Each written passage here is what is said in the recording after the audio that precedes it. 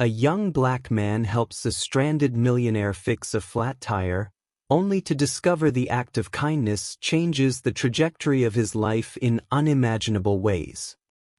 The midday sun blazed over the cracked asphalt of State Route 83, painting the rolling hills and dusty plains in a shimmering haze.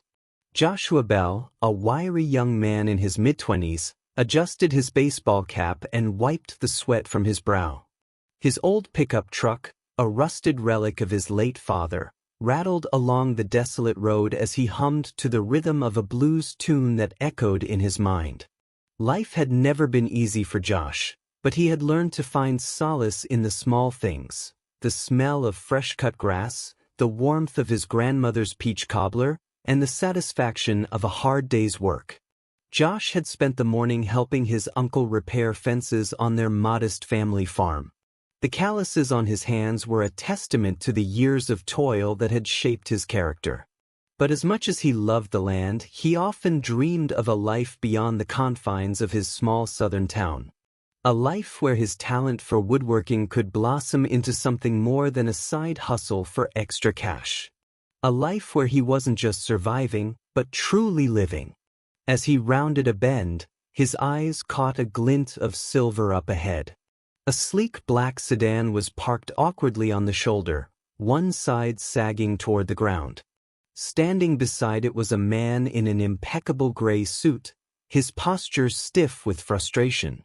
Josh pulled over instinctively. It wasn't in his nature to ignore someone in need, no matter how inconvenient it might be. "Afternoon," Josh called as he stepped out of his truck, his boots kicking up small puffs of dust. "Looks like you've got yourself a flat." The man turned, his face a mixture of relief and guarded suspicion. He was older, perhaps in his 50s, with silver streaks in his neatly combed hair.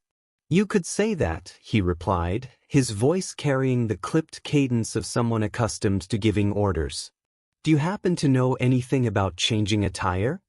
Josh chuckled. "I've changed more than I can count. You got a spare?" The man nodded and gestured toward the trunk. "Yes, but I'm afraid I'm not much of a handyman."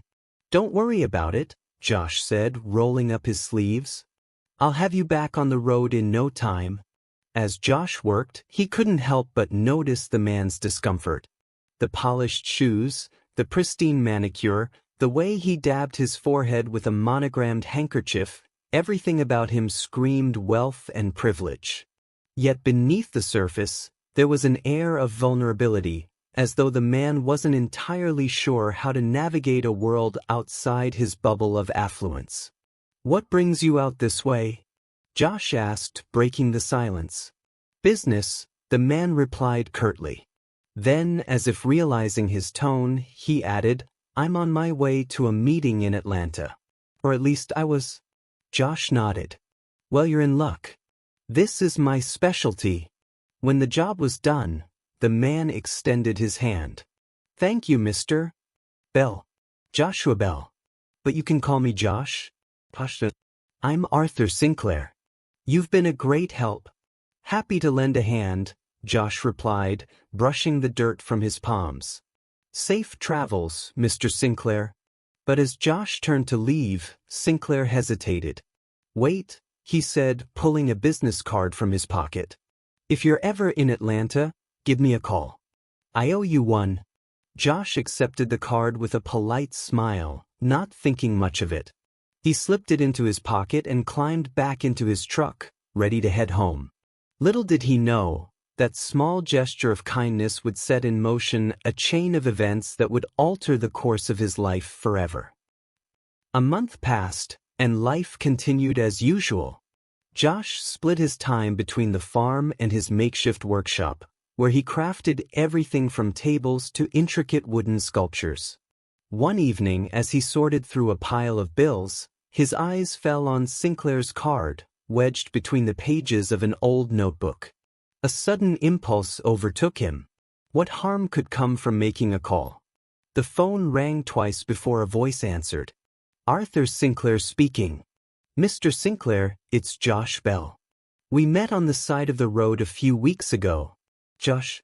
Sinclair exclaimed, his tone warm. "I was beginning to think I'd never hear from you. What can I do for you?" Josh hesitated. "Well, to be honest, I've been thinking about expanding my woodworking business. Thought maybe you'd have some advice." There was a pause, then Sinclair said, "Come to Atlanta. Let's discuss this in person." And just like that, Josh found himself on a Greyhound bus, clutching a folder of sketches and photographs of his work. The city was a whirlwind of sights and sounds, so different from the quiet familiarity of home. When he arrived at Sinclair's office, a gleaming skyscraper that seemed to touch the clouds, he felt an overwhelming mix of awe and trepidation. Sinclair greeted him warmly and ushered him into a spacious conference room. "Let's see what you've got," he said. Josh laid out his portfolio, his hands trembling slightly. Sinclair examined each piece with a discerning eye, his expression unreadable. When he finally spoke, his words took Josh by surprise. "You have real talent, Josh. Raw, unpolished, but undeniably impressive. With the right guidance, you could turn this into something extraordinary." And so began a partnership that would transform Josh's life. Sinclair became both mentor and benefactor, investing in Josh's vision and connecting him with clients who valued craftsmanship over mass production. Josh's creations soon found their way into luxury homes, art galleries, and high-profile design magazines. The young man who had once struggled to make ends meet was now a rising star in the world of bespoke woodworking. But success brought its own challenges. As Josh navigated the complexities of running a business, he grappled with questions of identity and purpose. Was he losing touch with the values that had shaped him? Could he remain true to himself in a world that often seemed more interested in profit than authenticity? One evening, as he walked through a park in Atlanta, he encountered a group of children gathered around a makeshift treehouse. The structure was crude but sturdy, held together by nails and planks of wood. It reminded Josh of the forts he used to build with his cousins back home. A spark of inspiration ignited within him. Over the next year, Josh launched a community initiative called Roots and Wings, teaching underprivileged youth the art of woodworking. Through the program, he not only shared his skills but also instilled a sense of pride and purpose in the children he mentored. For Josh, it was a way to give back, to honor the kindness and resilience that had carried him through his own struggles. As his influence grew, Josh never forgot the moment that had set everything in motion. A flat tire on a dusty road, a chance encounter with a stranger, and a simple act of kindness. It was a reminder that life's most profound transformations often begin in the unlikeliest of places. Years later, at the grand opening of his flagship workshop and gallery, Josh stood before a crowd of supporters, friends, and family. Sinclair was there, beaming with pride. As Josh took the microphone, he paused to take it all in. "This journey has been nothing short of extraordinary," he began. "And it all started with a flat tire and a choice to help someone in need. Kindness has a way of coming full circle, and I'm living proof of that. To everyone here tonight, thank you for believing in me. Let's keep building something beautiful together." The applause was thunderous, but what mattered most to Josh was the knowledge that he had stayed true to himself. In helping others, he had found his purpose. And in chasing his dreams, he had discovered a life richer and more meaningful than he had ever imagined.